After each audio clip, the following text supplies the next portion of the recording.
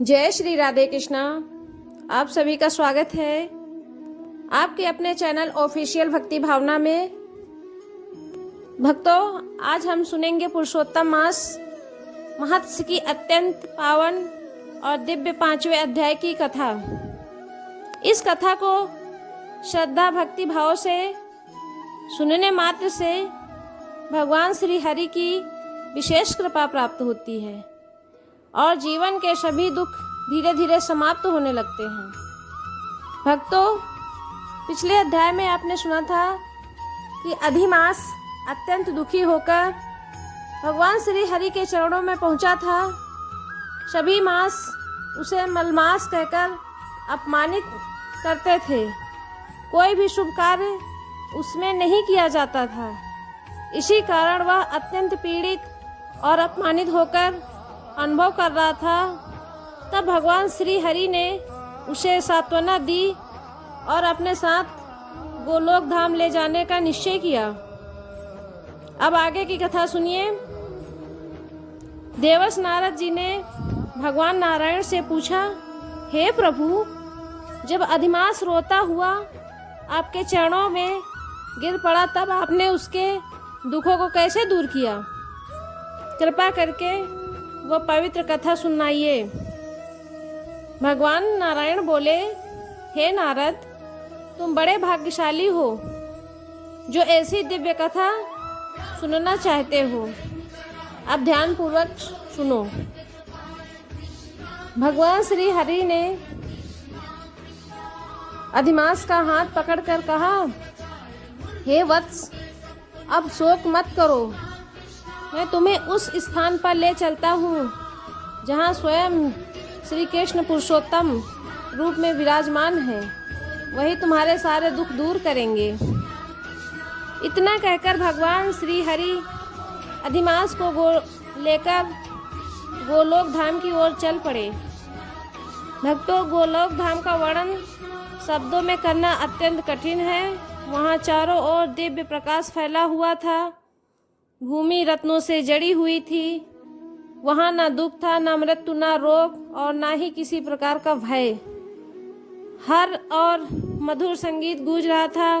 गोप और गोपिकाएं भगवान श्री कृष्ण के नाम का संकीर्तन कर रही थीं।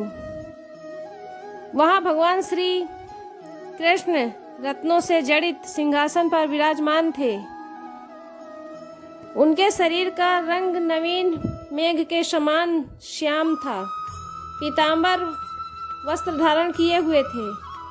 वनमाला से सुशोभित हाथ में मुरली धारण किए भगवान अत्यंत मनोहर दिखाई दे रहे थे। उनके मुख की शोभा करोड़ों चंद्रमाओं से भी अधिक सुंदर थी। भगवान श्री हरि ने अधिमास को श्री कृष्ण के चरणों में झुका दिया और बोले, हे प्रभु, यह अधिमास अत्यंत दुखी है। सभी मास इसका अपमान करते हैं। कोई भी इसे शुभ नहीं मानता। कृपया करके इसकी रक्षा कीजिए। भगवान श्री कृष्ण ने प्रेम पूर्वक अधिमास को उठाया और मुस्कुराते हुए बोले, हे मास ज्येष्ठ, आज से तुम केवल अधिमास का मलमास नहीं कहलाओगे। मैं तुम्हें अपना नाम देता हूँ। अब संसार तुम्हें पुरुषोत्तम मास के नाम से जानेगा। इतना सुनते ही अधिमास की आंखों में आंसू बहने लगे। उसने कांपते हुए हाथ जोड़कर कहा, हे प्रभु, क्या मैं सच में इतना भाग्यशाली हूँ कि आपका नाम धारण कर सकूं?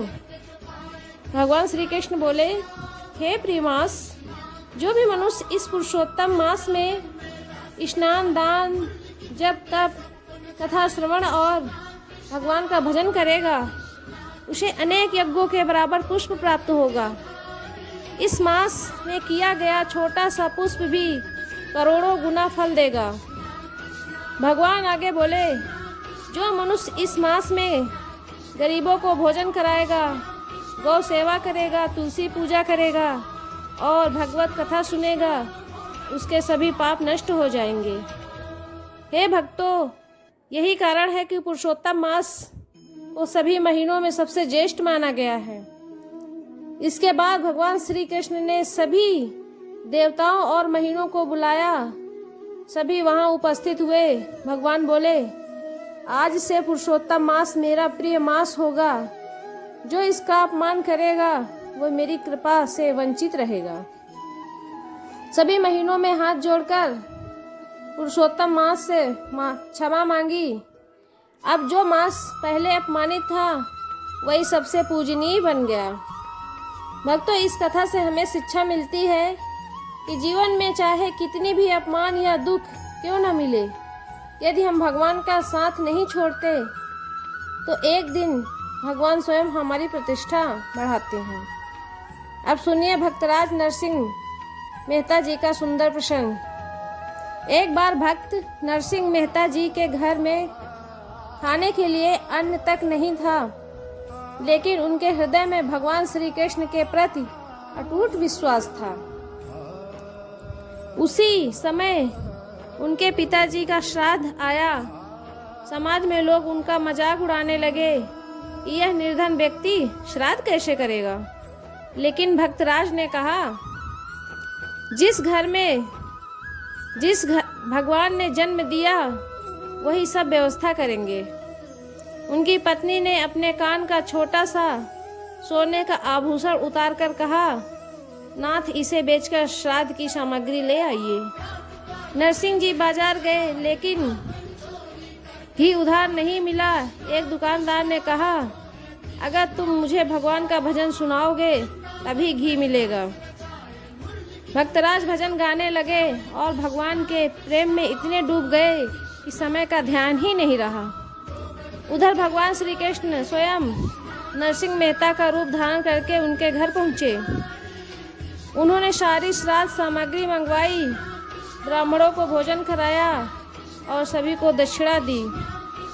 जब असली नरसिंह मेहता घर लौटे तो सब देखकर आश्चर्यचकित रह गए। तब उन्हें समझ आया कि उनके लिए ठाकुर जी स्वयं उनकी लाज बचाने आए थे। भक्तों, भगवान अपने भक्तों को कभी अकेला नहीं छोड़ते।